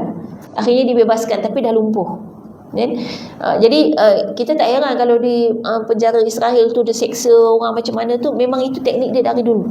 Memang cara dia, takkan mungkinlah dia layan dengan baik. Dia nak buat filem drama macam mana, video palsu buat orang tak percaya. Sebab di depan mata orang dia dah menyeksa, nak menyakiti. Baik, bila ditangkap, kemudiannya dituduh sebagai Ikhwanul Muslimin, kemudian rupanya dicek semua tak ada bukti. Dan memang taklah, memang bukan. Memang dia tak kenal pun Ikhwanul Muslimin itu apa. Tapi sebab dia ditangkap, maka dia pun cari tahu apa dia Ikhwanul Muslimin, siapa mereka ni, dan akhirnya dia berkenalan dengan mereka, bersama-sama dengan mereka, memahami perjuangan mereka, dan akhirnya dia balik ke Palestin membawa perjuangan yang sama, mengasaskan HAM tadi. Jadi dia memang ada ikatan. Jadi di Mesir dulu pernah Syed Mursi tu kan naik kan sebagai menang dalam pilihan raya. Naik sebagai presiden tapi digulingkan oleh tentera. Sampai sekarang yang naik tu daripada tentera. Itu satu yang kita perlu faham lah. Kenapa tentera gulingkan presiden dia? Pelik kan? Sepatutnya tentera ikut cakap presiden. Kenapa dia gulingkan? Maksudnya tentera tu bukan tentera negara tu. Negara tu cuma bela tentera orang luar, tentera musuh yang bertapak di negara. Dan itu bukan di Mesir saja, banyak tempat lain. Baik. Dan kemudian kalaulah jadi orang ikhwan tu yang naik, ikhwan muslimin, kita sebut IM kat sana. Kat sana sensitif, zaman saya pun masih lagi siapa pegang buku IM terus kena tangkap. Dia ada buku-buku dia, ulama-ulama banyak kan. Kitab Fidil Al-Quran saya kutub tak boleh pegang kat sana. Tu kitab tafsir tu tak boleh pegang je kena tangkap. Jadi kita orang kalau nak pegang kena balut buku tu. Kita orang sama kan, kadang kita baca kitab dan kita student kan, bacalah kitab-kitab. Sebab kitab dia tu bukan hanya kitab-kitab perjuangan dah, banyak kitab sirah ada, tafsir ada, hadis ada. Kita belajar tak boleh pegang langsung. Memang sampai zaman saya belajar kat sana tu masih macam tu. Itu tahun 2000 saya pergi, balik 2004 kan. Jadi maknanya kita kata di dalam keadaan macam tu sampai akhirnya dijatuhkan dan tak dapat memerintah lah orang yang padahal asalnya dialah yang akan memperjuangkan Islam di sana. Jadi musuh tu tahu siapa musuh dia. Sebab tu kalau kita ni bukan musuh dia yang sebenar, dia tak kisah. Kita angkat bendera lah Free Palestine ke apa, dia ketawa je. Sebab dia tahu di balik-balik tabir apa kita buat. Dia kan ada spy kat handphone kita tu. Dia tahu kita tengok apa kat handphone kita. Dia tahu kita cakap apa dalam rumah kita yang orang lain tak dengar, orang lain tak tahu tu. Dia tahu. Jadi dia tahu siapa musuh dia sebenar. Dan sebagaimana orang beriman tahu siapa orang beriman yang lain, kita tahu sebenarnya daripada cara bercakap, daripada cara orang tu berfikir, kita dah boleh tahu orang ni ada semangat juang ke tidak, orang ni ada semangat jihad ke biasa-biasa. Kita tahu. Orang beriman juga akan kenal orang beriman yang lain. Sebab tu Allah bagi tahu dalam Al-Quran sebenarnya orang munafik kan dia cuba menipu orang beriman. Allah bagi tahu, kamu sebenarnya tak pernah dapat tipu pun orang beriman. Kamu sangka kamu dapat tipu orang beriman. Sebab orang beriman ni dia macam ada kod tau. Kod, kita kata kod rahsia yang kita tak kata nak buat kod rahsia pun, tapi kod rahsia menyebabkan kita akan kenal sifat orang beriman. Dan kita tahu orang munafik ni kan dia manis-manis, apa kan, manis mulut apa semua, kita boleh kenal. Kalau betul kita tahu, kita faham Islam yang sebenar dan kita betul-betul beriman. Jadi sebenarnya orang munafik ingatkan kita percaya kat dia tu sebab kita diajar sebagai orang Islam tidak suudzon kepada orang. Dan kita juga diajar untuk melayani orang mengikut apa yang dia zahirkan. Layan je lah. Tapi sebenarnya istilahnya kalau kita dengar cakap orang munafik ni, kita macam dengar je lah, gitu kan. Percaya tidak kan? Tapi kita tak tunjuk depan dia. Jadi dia sangkakan dia berjaya tipu kita. Padahal tak. Allah bagi tahu tak. Orang beriman dia ada kod rahsia dia. Kod rahsia dapat kat mana? Dalam Quran, dalam hadis. Yang penting kita dekat dengan agama, kita akan kenal orang beriman. Okay. Jadi itu konsep sama dengan musuh juga sebenarnya. Musuh yang betul-betul pure, dia kenal siapa musuh dia sebenar. Jadi dia tahu siapa yang bahaya. Ni kalau nak faham, mungkin yang filem Turki duk buat tu kan, antaranya yang itulah yang Osman, cerita kurus Osman, Ertugrul, Sultan Abdul Hamid tu, yang cerita-cerita Islamik tu. Walaupun tak berapa Islamik juga. Dia aurat dia tak terjaga. Yalah, kita tahu ke Turki ni masih sekular kan. Cuma dia punya presiden je yang masih baru, banyak rakyat dia masih sekular. Jadi cerita tu dia sesuaikan dengan keadaan masyarakat dia. Cuma kalau nak faham dari konteks manusia-manusia macam ni, kita dah boleh tengok kat situ. Adanya misalnya kalau dalam cerita Osman tu, Osman ni lah yang paling ditakuti musuh. Tak ada seorang lagi orang Islam yang merasakan dirinya itu tengah memperjuangkan Islam, tapi dalam hati dia ada kepentingan-kepentingan nak kuasa. Masih ada rasa-rasa macam tu. Musuh tahu dia bukan musuh sebenar, tapi musuh akan selalu menyokong dia ni. Supaya dia rasa wah dia lah yang lebih hebat, sampai dia boleh melunakkan hati orang. Dia ingatkan dia berjaya melunakkan hati musuh, sedangkan yang si Osman ni tak reti pun nak lunakkan hati musuh. Asyik gaduh je dia kata. Lepas tu asyik kena diserang je. Jadi macam tu lah, musuh tu kenal siapa musuh dia yang sebenar. Lepas tu selagi kita masih aman dan tenang, bermakna kita belum jadi musuh mereka yang sebenar. Itu kunci dia. Jadi nak tenang ke nak susah? Susah. Lepas tu sanggup ke tak? Susah. Kita kena tanya balik. Memang itu hakikatnya. Sebab tu Allah bagi tahu ayat-ayat motivasi dalam Quran tu sangat banyak untuk jadi macam mana orang penduduk Gaza rasakan. Sebab hakikatnya memang kalau betul kita ni mengamalkan Islam yang sebenar-benarnya, kita akan hadapi musuh yang macam tu. Musuh yang takkan duduk diam, dia takkan senang, dia bahkan akan jadi bagai cacing kepanasan. Tengok kita tu, dia tak boleh duduk. Sebab Allah bagi tahu dah, walan tarda. Lan tu maknanya tidak akan pernah sekali-kali sampai bila-bila pun. Dia takkan senang tengok kita mengamalkan Islam dengan sebenar. Jadi hari ni selagi kita hidup aman, tenang, tak ada siapa kacau, makna belum amalkan Islam sepenuhnya. Itu ayat untuk muhasabah diri. Balik cek balik. Apa dia lagi aku tak amal? Kalau rasa macam dah buat semua, itulah dia masalah dia. Jahil murakab tau. Istilah jahil murakab, kita tak sedar apa yang kita tak tahu. Kena belajar lagi. Belajar dan doa juga, minta Allah tunjukkan kepada kita apa lagi kekurangan dan kesilapan kita. Minta Allah tunjuk kat mana lagi yang kita kena baiki, apa lagi yang kita tak faham tentang Islam. Biar Allah nampakkan itu. Baik, ayat yang ke-56. Walaqad arainahu, dan sesungguhnya kami telah memperlihatkan kepadanya ayatina, ayat-ayat kami, kullaha, kesemuanya. Fakadzaba, maka dia telah pun mendustakan, wa aba, dan juga enggan. Baik, makna penuh dia, dan sesungguhnya kami telah memperlihatkan kepadanya, iaitu Fir'aun, tanda-tanda kekuasaan kami semua, tanda-tanda kekuasaan kami semuanya, maka dia mendustakan dan juga enggan, iaitu menerima kebenaran. Baik, tanda-tanda kekuasaan Allah ni adalah tanda-tanda yang bila kata sebut tentang ayatina, ayat ni maksud sebenarnya ayat ialah tanda-tanda, bukan ayat Quran tu. Kita ayat mana ayat ni, sentence. Ayat ni sebenarnya tanda. Jadi maknanya tanda-tanda kekuasaan Allah ni final, nak bagi tahu kata dah final dah. Nabi Musa dah bagi tahu semua. Tapi Firaun masih degil. Firaun memang maknanya dengan Nabi Musa bagi tahu, sepatutnya dia gini situasi dia. Sebab Firaun ni dia ni mengaku Tuhan. Bila mengaku Tuhan, dia mendakwa diri dia boleh buat semua benda. Sekarang yang Firaun, kaedah Firaun bawa ialah dia bawa datang hujah bagi tahu kat Firaun. Firaun tu tahulah jawapan dia, cuma dia tak jawab. Sebab yang Nabi Musa bagi tu ialah benda-benda Firaun tak boleh buat. Yang tak boleh nak wujudkan manusia dari tanah, Firaun tak boleh buat. Dan yang sebelum ni disebut tentang hujan, turunkan hujan, Firaun tak boleh buat.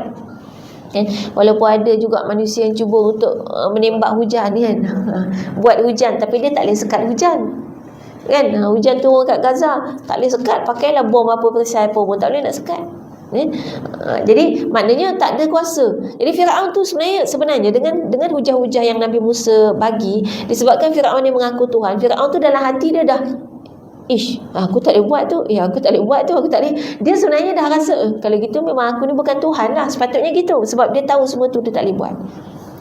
Sampai menghidupkan dan mematikan. Dia mula-mula kan yang tu kan menghidupkan dan mematikan, tapi dia masih nak buktikan. Dia panggil 2 orang, satu dia bunuh, satu dia biar hidup.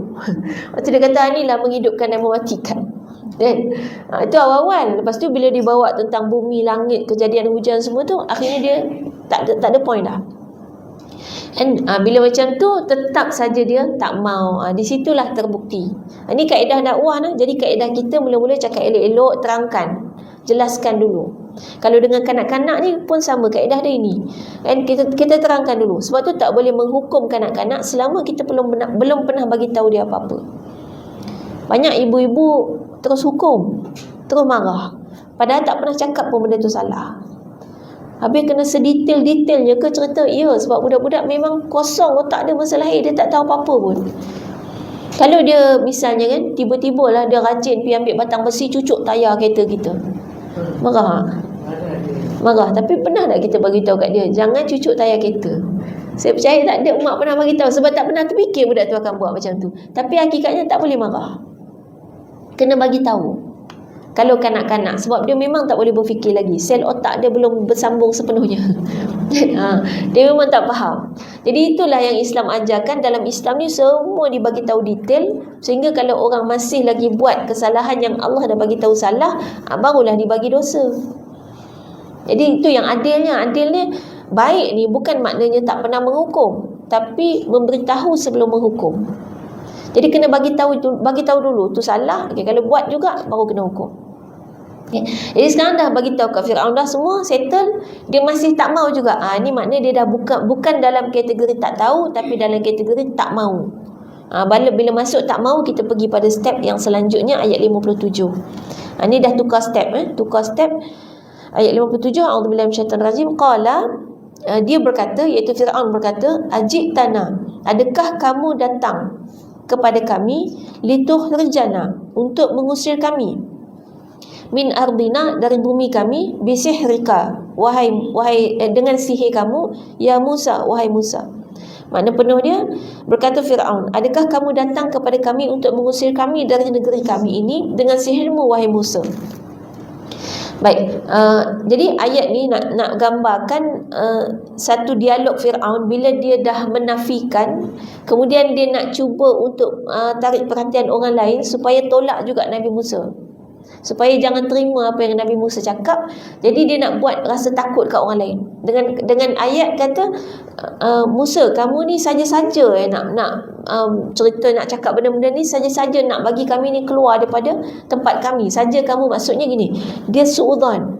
Istilahnya kan, sebab manusia ni dia selalu berprasangka dengan orang apa yang ada dalam diri dia. Lepas tu hati-hati orang yang banyak suudzon dengan orang, maknanya diri dia sendiri tu banyak fikiran negatif. Contoh gini, orang kalau selalu berfikir orang tu nak kuasa kot, maksudnya kita tu nak kuasa. Sebab tu kita boleh rasa orang tu nak kuasa tu. Dan kita rasa orang tu nak duit tu. Dan sebab kita ni suka duit. Kan? Kita kata orang tu dia duk sebut-sebut ni, dia saja tu nak cari kesalahan kita, sebab kita suka cari kesalahan orang. Biasa kita akan sangka orang berdasarkan kita sendiri. Sebab tu hati-hati tu. Sebab tu Islam ajar sangka baik supaya diri kita sendiri tu jadi baik. Dia automatik, dia akan jadi mendidik diri kita bila kita sangka baik kat orang lain. Baik, jadi ada yang kadang-kadang dia kata, oh kamu ni kita nak ajar ni satu ilmu ni, kamu tak mau belajar ni, sombong lah ni, tak mau belajar. Sebab apa? Sebab kita tu suka sombong dengan orang juga. Jadi kita anggap orang sombong je. Baik, itu maknanya betul-betul. Jadi sekarang ni Firaun, sebab dia tu gila kuasa, dan maka dia menganggap Nabi Musa pun gila kuasa. Jadi dia ingatkan Nabi Musa berdebat-debat dengan dia ni sebab nak jatuhkan dia, lepas tu nak halau semua orang-orang dalam istana tu sebab Nabi Musa nak duduk situ. Jadi dia kata, kamu ni main datang sini ni saja-saja ni nak bagi nak ambil kuasa aku ni. Lepas tu nak halau kami semua daripada sini. Baik, kemudian ayat yang ke-58, falanatiyannaka, dan kami pun pasti akan mendatangkan kepada kamu, bisihrin mithlihi, dengan sihir yang seumpama dengannya. Sihir bahasa Arab tu sihir juga. Bi tu dengan, bisihrin dengan sihir. Mithlihi, mithli tu bahasa Melayu juga misal. Bahasa Melayu tu misal. Jadi seumpamanya, semisalnya. Faja'al, maka jadikanlah, bainana, bagi kami, wa bainaka, dan juga antara kami dengan antara kamu, mau'idan, satu perjanjian, la nukhlifuhu, yang kita tidak akan menyalahinya, nahnu, kami, wala anta, dan tidak juga kamu, makanan suwa, di satu tempat yang tengah-tengah, letaknya di pertengahan. Baik, makna penuh dia, dan kami pun pasti akan mendatangkan pula kepadamu sihir semacam itu, maka buatlah suatu waktu untuk pertemuan antara kami dan kamu, yang kami tidak akan menyalahinya, dan tidak pula kamu, di suatu tempat yang pertengahan. Baik, jadi ayat ni Firaun dia cakap dengan Nabi Musa, dia kata Nabi Musa ni cuba untuk buat sihir tadi kan, ayat 57 tadi kan dia kata, kamu ni nak cuba buat sihir ke Musa? Kan kamu ni nak main sihir ke? Sebab apa dia boleh sangka Nabi Musa nak main sihir? Sebab dia suka main sihir. Kata, ni main sihir lah ni, nak main sihir dengan aku dia. Tak apa, kita jumpa. Firaun kata kita jumpa. Aku ada banyak tukang sihir. Sebab tu dia gunakan perkataan kami. Dan kami. Jadi kami tu merujuk kepada Nabi Musa dan kepada Firaun dan tukang-tukang sihirnya. Tengok ayat bahasa Arab kan, ayat 58, ayat perkataan pertama, falanatiyannaka, satu perkataan je. Maksud dia ada berapa perkataan, kita tengok. Fa makna maka, la makna sesungguhnya, la sepatah la je. Makna sesungguhnya. Natiyannaka, nak dengan ada nun tu makna dia kami. Kan? Natiyannaka, kami akan datangkan kepada kamu. Berapa patah makna? Dan kami pasti akan datangkan kepada kamu. 7. Bahasa Arab tu satu je. Kita pernah sebut kan, bahasa Arab ni bahasa ilmu. Kita kalau nak buat purata tu, bahasa Arab tu lebih pendek 3 kali ganda daripada bahasa Melayu. Kita tengok contoh ni, satu huruf, satu perkataan bahasa Arab dapat 7 bahasa Melayu. Dan saya ingat sini walaupun umur macam ni masih boleh belajar bahasa Arab. Susah tak apa. Sebab sebenarnya kunci ilmu yang sebenar ada dalam bahasa Arab. Sebab itulah penjajah jauhkan kita daripada bahasa Arab. Antara lain yang dia nak jauhkan kita ialah sejarah kita. Jadi yang dia tulis sejarah kita dalam bahasa Melayu dan bahasa Inggeris orang tulis, bahasa Melayu sejarah yang telah dipalsukan. Yang ada dalam sejarah kita tak kenal sejarah yang sebenar. Itu palsu belaka. Kan? Yang menyebabkan kita, dia bina psikologi kita daripada sejarah tu. Nak cari sejarah yang sebenar, kena cari kitab bahasa Arab. Kita tak reti baca bahasa Arab, jadi kita takkan jumpa sejarah yang sebenar. Itu cara dia sembunyikan ilmu. Kemudian sama juga, dia kan banyak nak curi ilmu kita. Jadi ilmu kita memang bahasa pengantar umat Islam zaman berzaman adalah bahasa Arab. Kalau orang zaman dulu-dulu yang sebelum kena penjajah ni, dia belajar tulisan Jawi. Jadi walaupun dia tidak berniat untuk ada dalam kelompok umat Islam ni, dia secara tak sengaja masuk. Sebab dia ada kenal tulisan-tulisan tu. Minimum lah Jawi dah kenal kan. Lepas tu kalau boleh baca Arab tu, insyaAllah. Kalau dah boleh baca Quran tu, insyaAllah ayat-ayat perkataan-perkataan Arab tu sikit sebanyak dah boleh. Sebab ada banyak perkataan yang berulang-ulang. Orang zaman dulu tu memang majoritinya boleh baca Quran. Sebab kan kita ingat dulu tok-tok guru ngaji Quran ni, kita panggil tok guru kampung kan. Setiap kampung mesti ada. Dan anak-anak ni ada kelas ngaji balik sekolah. Kadang-kadang sebelum masuk sekolah lagi dia dah pergi dengan tok guru ngaji, dia pegang Quran. Dulu kan budak-budak dulu kan peluk Quran besar-besar tu kan, pergi ngaji. Zaman sekarang nak tengok kat mana tu, suasana tu dah tak ada. Jadi bila tak kenal Quran, lebih jauh lagi daripada bahasa Arab. Jadi inilah bahasa Arab yang kita kata, dengan kita memahami bahasa Arab, dan apalagi kalau kita belajar bahasa Arab, kuliah kita 1 jam ni boleh habis 20 minit kalau pakai bahasa Arab. Dengan ilmu yang sama banyak. Bahasa Melayu dia panjang kan? Jadi terpaksa panjang 3 kali ganda. Kalau kita, maknanya sepatutnya 1 jam punya kelas tu bahasa Arab 3 jam bahasa Melayu. Jadi kalau ikut umur tu memang habislah, rugi. Maknanya ilmu yang kita boleh dapat dalam 10 tahun, kita terpaksa habiskan 30 tahun kalau pakai bahasa Melayu. Dia memang kena belajar bahasa Arab. Dia bahasa Arab ni dia susah, dia mula-mula je. Mungkin setahun kalau kita betul-betul belajar. Setahun tu lah susah. Lepas tu dah senang seumur hidup. Jadi kalau kita kata bersusah-susah dahulu, bersenang-senang kemudian, tu dia bahasa Arab tu. Dia punya kaedah, susah-susah dahulu, nanti senang-senang kemudian. Dan dia bahasa international kan. Kalau kita nak tengok bahasa ulama sedunia pun confirm dah bahasa Arab. Yang fatwa-fatwa ulama sedunia tentang Gaza tu keluar dalam bahasa Arab. Dan kemudian diterjemahkan, terpaksa terjemah, kalau tidak kita tak faham. Ini bahasa Arab. Baik, falanatiyannaka. Jadi Firaun kata kami akan datangkan juga sihir. Sekarang bagi masa bila tu, dia tanya Firaun, tanya Nabi Musa, bagi cadangan, bila kita nak jumpa, bawa tukang sihir aku dengan engkau, dengan Nabi Harun ni, kita jumpa kan.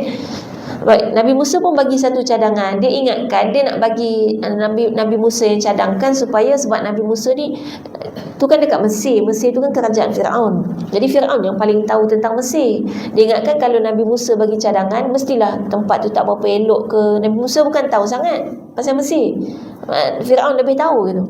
Jadi supaya mungkin nanti dia nak bagi ada slack lah kan, yang akan dibuat oleh Nabi Musa. Tapi dia lupa Nabi Musa ni Rasul Allah, dapat wahyu itu. Jadi semua tindakan dia datang daripada wahyu Allah. Jadi Allah bagi satu ilham bahawa Nabi Musa ni kemudiannya bagi pendapat cadangan dia adalah, dalam ayat ni disebut yang pertama kan dalam ayat 58 ni kan Firaun Firaun dia kata bagi masa dan juga bagi tempat kat mana.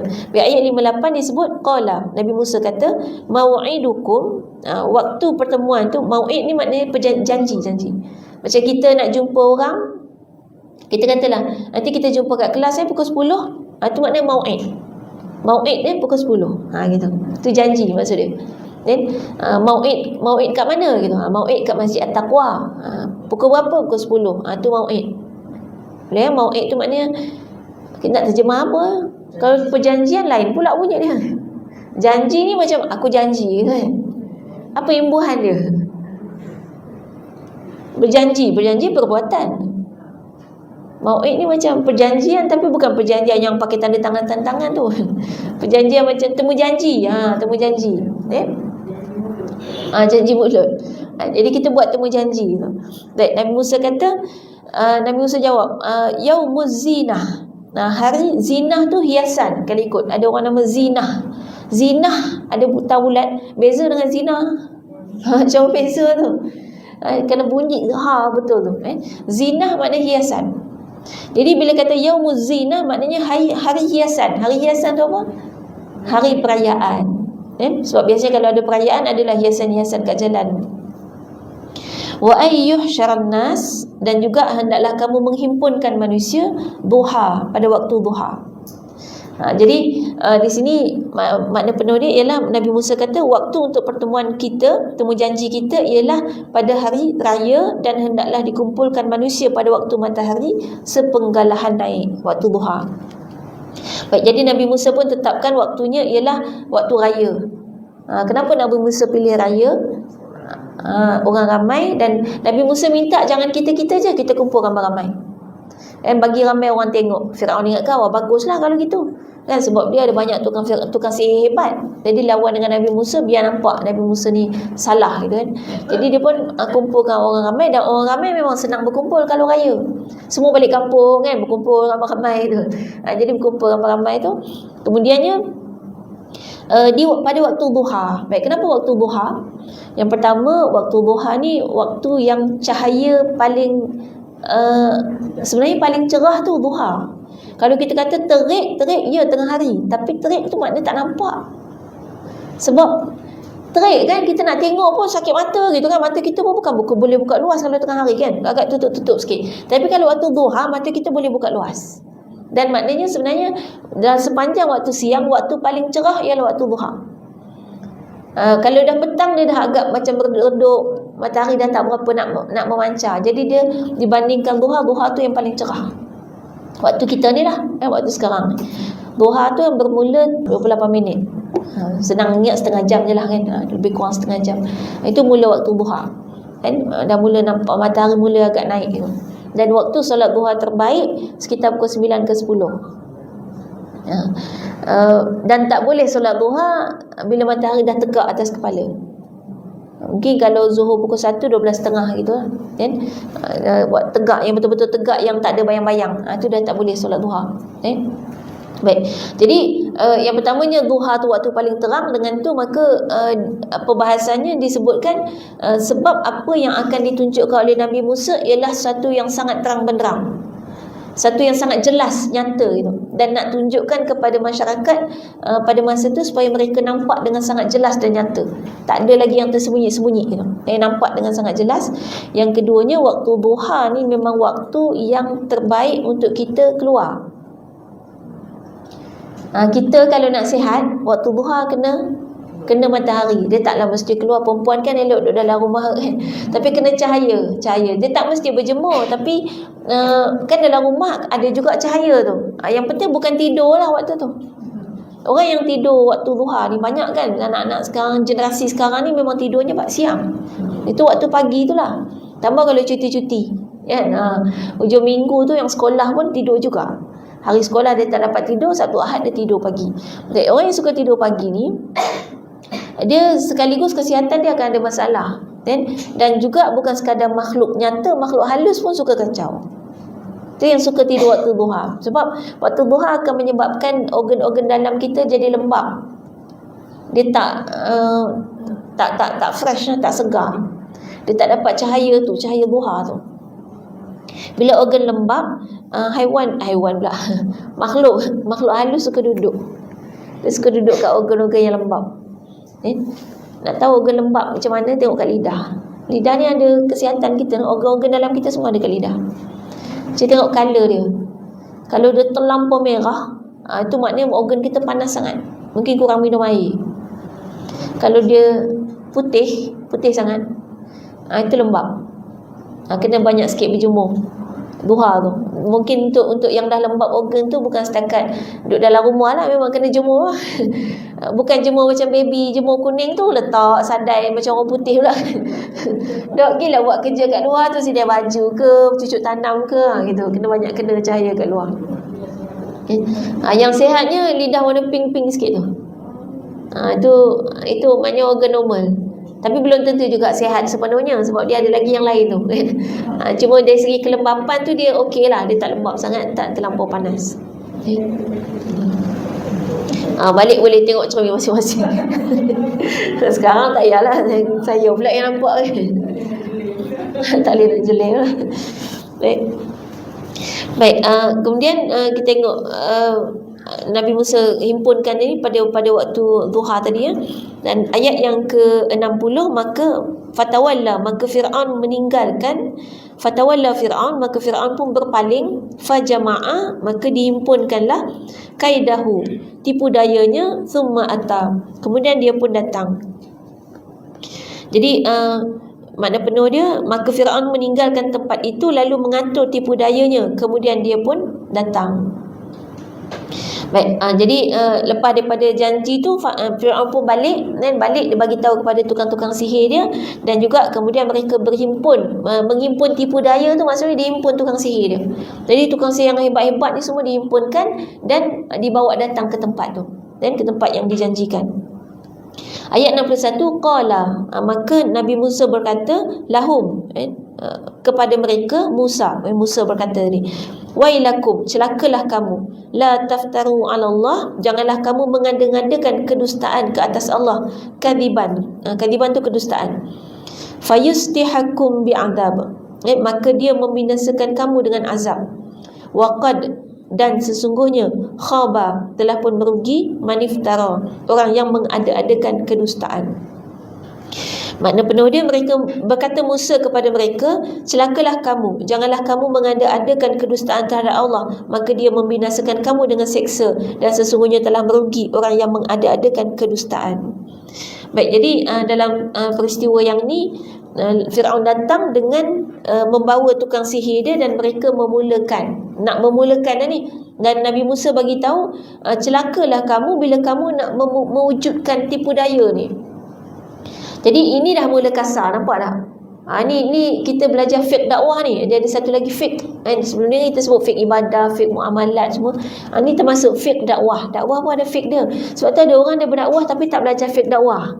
Maka apa yang dia buat, dia hanya menyampaikan ilmu pengetahuan yang dia ada, tapi tidak memperbaiki masyarakat. Sebab dia tak buat ikut kesesuaian. Dakwah dia ada kaedah, dia ada fake dia. Jadi bukan semua ilmu yang ada dalam dada kita sesuai untuk disampaikan.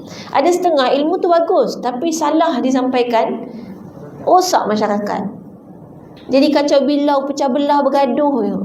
Sebab misalnya tak kena tempat atau tak kena level. Allah bagi masuk masuk dalam kita kata kalau kuliah-kuliah macam ni ada banyak level lah. Saya kan ada dekat penjara juga. Baru ni ada kelas kat penjara. Penjara ni level lain dia. Jauh dengan sini rasanya kan. Jauh dengan level orang kat sini-sini. InsyaAllah banyak yang educated orang kan, berpendidikan. Orang berpendidikan ni lain. Kan? Cara fikir kita lain kan, cara kita bercakap, cara bercakap kita dah boleh beza kan. Macam orang yang tiap-tiap hari pergi pasar, takkan sama dengan cara bercakap orang yang tiap-tiap hari pergi parlimen. Kan? Lain dengan bahasa dia kan. Jadi orang pergi parlimen tapi dia sebenarnya orang pasar pun kita dah boleh kenal, bahasa dia lain. Kalau kita lebih berilmu ni, kadang dalam masa 1 jam boleh masuk macam-macam fakta dan kita boleh hadam. Jadi itu yang bagus fizikal ni apa, satu sudut. Setakat ni saya tak nampak lagi memek muka tak faham. Kalau ngantuk ada. Ngantuk tu tak tahulah sebab tak faham ke, sebab terlebih faham ke kan. Dan ataupun ada masalah peribadi. Tapi tak apa, tak ada masalah. Dan kalau banyak memang muka tak faham, kita akan ubah, turun balik level itu. Itu fake dakwah. Memang kadang-kadang ada testing juga. Kita naik tiba-tiba tengok lain dah ni, turun balik. Itu yang penat mengajar tu dia, sebab nak kena fikir kan. Lain kalau kita cakap je ikut cara kita, tu mungkin tak penat mana. Saya penat kalau ngajar, saya lagi penat daripada buat kerja. Biasanya kalau balik ngajar saya lapar. Kecuali kalau puasa tak boleh makan jugalah kan. Tapi kalau buat kerja kadang boleh lupa nak makan. Sebab buat kerja ni dia pakai tenaga. Bila ngajar ni otak lebih penat dia. Sebab otak kita bukan sekadar fikir tentang ilmu yang nak disampaikan, tapi termasuklah juga yang dalam fiqh dakwah tu. Jadi fiqh dakwah ni maknanya ada strategi dia yang awalnya memang dengan lemah lembut, dengan menyampaikan. Kalau kita nak bawa fiqh dakwah dalam kehidupan harian, dalam pendidikan anak-anak misalnya, dia mulakan dengan nasihat tu, tempoh dia panjang 7 tahun. Mula dengan bercerita, bercakap, memang kena ada komunikasi. Dan bercakap hati dia paling lunak ialah sebelum tidur. Sebab tu orang putih ambil waktu sebelum tidur dengan bagi fairy tale kat dia. Kalau zaman tamadun Islam di Baghdad dulu ada kisah 1001 malam. Ada orang tanya kenapa 1001? Kenapa ada satu? Ada sebab dia tu. Sebab orang Arab, dalam bahasa Arab ni biasanya kita kalau sebut banyak, kita akan sebut alfun. Alfun tu maknanya banyak. Macam kalau kita berjuta-juta lemon. Dia bahasa Arab dia alfun. Alfun 1000. Alfun tu maknanya 1000. Jadi kenapa cerita 1001? Nak bagi tahu kata dia lebih daripada banyak. Jadilah tambah 1. Jadi sebab kisah-kisah tu akan masuk dalam pemikiran dia. Jadi kita dah bagi fairy tale tu, jadilah dia berangan jadi Cinderella. Berangan yang lelaki jadi Superman, Spiderman, habis pagar dipanjatnya jadi Spiderman. Jadi kita bagi kisah-kisah yang baik itu masuk dalam fikiran dia. And itulah dia maknanya kaedah penceritaan, pemberitahuan. Dan kemudian sampai satu tahap bila dia memang tak mau degil, maka kita ajak dalam bentuk nak menyedarkan dia kena berhujah. Dia bawa hujah dia, kita bawa hujah kita. Jadi kalau degil lagi, masa itulah kita akan lebih tegas. Inilah yang dilakukan oleh Nabi Musa dalam ayat yang ke-61 dengan bahasa celaka engkau. Jadi di sini kita belajar bahasa kasar bukan mesti tak baik. Kasar kan, celaka, wail ni ada yang terjemah sebagai neraka wail, nama neraka. Nabi Musa sebut celaka engkau. Padahal awalnya, sebab saya selalu dengar orang ambil hujah, Allah suruh Nabi Musa jumpa Fir'aun pun qaulan layyinan, disuruh cakap perkataan yang baik. Tiba-tiba kita nak kasar, dia yang cakap macam tu. Padahal dia tak pergi ayat yang lepas ni, ayat 61. Nabi Musa cakap ke Fir'aun yang awal tadi dengan kata-kata yang lembut, sekarang dengan kata-kata celaka. Maknanya memang ada tahap manusia perlu dikasari dengan macam tu. Tapi setelah melalui proses, kok mana pun pertama mesti lembut. Dia tak boleh terus kasar, tak boleh. Baik, dan kemudian nanti kita tengok insya-Allah sambungan dia, ayat 62 dan seterusnya tu masih dalam hujah, dalam sihir tadi, perlawanan sihir, dan sampailah seterusnya yang ular dan sebagainya, kisah-kisah tu. Baik, insyaAllah sampai sekadar tu. Mudah-mudahan ada manfaat untuk kita semua. Yang saya kira tadabbur yang kita ambil dari sini adalah bagaimana prinsip dakwah dalam kehidupan kita, yang setiap umat Islam tu wajib untuk berdakwah, supaya kebaikan yang kita nak sampai tu sampai sebagai sesuatu yang baik. Kadang-kadang kita nak sampaikan kebaikan, tapi yang sampai jadi malah kerosakan. Ini kaedah yang diajarkan dalam Quran, insyaAllah. Baik, wallahu a'lam. Aqulu qouli hadza wa astaghfirullah li wa lakum. Wassalamualaikum warahmatullahi wabarakatuh. Kita tutup dengan tasbih kafarah dan suratul Nas.